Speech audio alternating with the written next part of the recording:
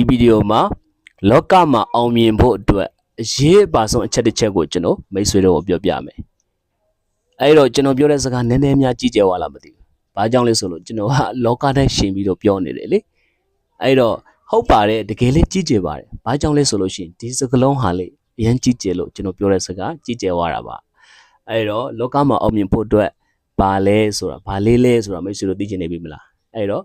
အရေးကြီးဆုံးအချက်ကတော့ဒါပဲဗျာကျွန်တော်စေနာနဲ့ပြောပြတာပါနော်အဲ့တော့လောကမှာအောင်မြင်ဖို့အတွက်အရေးကြီးဆုံးဟာ appreciable ဖြစ်ဖို့လိုတယ်ဗျအဲ့တော့ appreciable ဖြစ်ဖို့ဘာကြောင့်လိုလဲဆိုလို့ရှိရင်လူတွေဟာ appreciable ဖြစ်တဲ့လူကိုဘာဖြစ်ကြလဲဆိုတော့ပို့ပြီးတော့သူနဲ့စကားပြောရတာအဆင်ပြေတယ်အလုပ်ကိန်းလောက်ရတာလည်းအဆင်ပြေတယ်နော်ပေါင်းတင်ဆက်ဆံရေးမှာစတဲ့ဖြစ်ပေါ့နော်ပူပေါင်းဆောင်ရွက်မှုတွေငွေကြီးကိစ္စတွေဘလို့မျိုးကိစ္စမဆိုနော်သူတို့နဲ့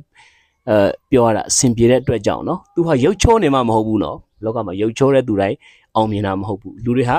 ရုပ်ချောတဲ့သူထက်အပြောကောင်းတဲ့သူလူတွေဟာပို့ပြီးတော့ယုံကြည်ကြတယ်နော်ပို့ပြီးတော့အဲ့လူကိုပို့ပြီးတော့ပေါင်းသင်းကြတယ်နော်အဲ့ဒါတကယ်ပဲဗျရုပ်ချောပြီးတော့ကျွန်တော်တို့ကမန္တလေးတခွဲသားနဲ့နေတဲ့သူကိုဘယ်သူမှစကားမပြောချင်ဘူးဗျနော်တကယ်တမ်းကျတော့ appreciable ဖြစ်ဖို့ကလောကမှာပို့ပြီးအရေးပါတယ်နော်ကိုရုပ်ဆိုးနေလို့ကိုကလောကမှာစိတ်တကြစရာမလိုအဓိကဘာဖြစ်ရမလဲဆို appreciable ဖြစ်ရမယ်အဲ့တော့ appreciable ဆိုတာဒါ approach အင်္ဂလိပ်လို approach ပေါ့နော်သူ verb ပေါ့နော်သူ့ကိုကျွန်တော် adjective ပြောင်းတော့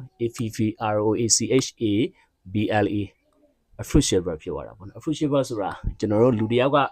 ကိုယ့်ကိုလာပြီးတော့ဗျာဟိုချစ်ခဲ့ရလွယ်တာပေါ့နော်ပြောရရင်လူတွေကသူ့ကိုယ်အလွယ်တကူနဲ့ယုံကြည်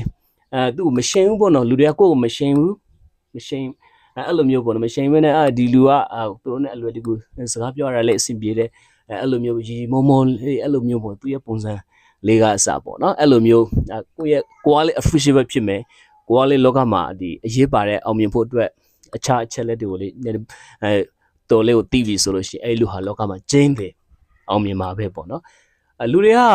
appreciable မဖြစ်ဘဲနဲ့ကိုကမာနတခွဲသားကြီးနဲ့လောကမှာဒီလို